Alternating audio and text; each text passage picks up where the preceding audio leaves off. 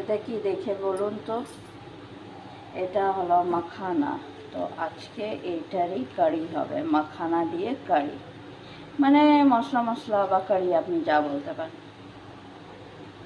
তো এখানে কড়াই বসিয়ে দিয়েছি গরম হবার জন্য। এর মধ্যে ঘি দিয়ে ভাজবো মাখানাটা। এই যে গরুর গাওয়া ঘি ঢেলে দিয়েছি। এবার এটা গরম হলে আমি মাখানা রোস্ট করে নেব। মাখানা কারি বানাবার জন্য টমেটো, কিছু মাখানা, শুকনো লঙ্কা, আদা আর কাজু চাই। এটাকে পেস্ট করে আপনি মাখানা কারিতে দেবেন। মাখানা কারির জন্য মশলা আমার রেডি।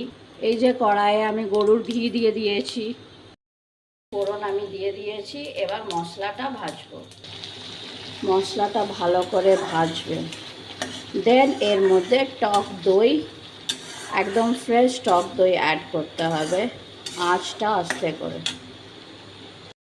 এবার এর মধ্যে টক দই মেলানো হলো।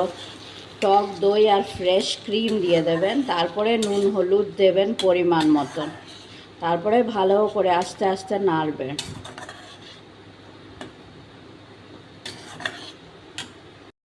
এই যে আমাদের মাখানা কারি, এর মধ্যে এবার ওপর থেকে কসুরি মেথি দেব।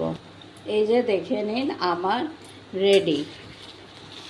এবার আপনারা মাখো মাখো রাখতে চাইলে গ্রেভি অ্যাড করবেন, আর যদি আপনারা গ্রেভি খেতে চান তো অ্যাড করে দেবেন।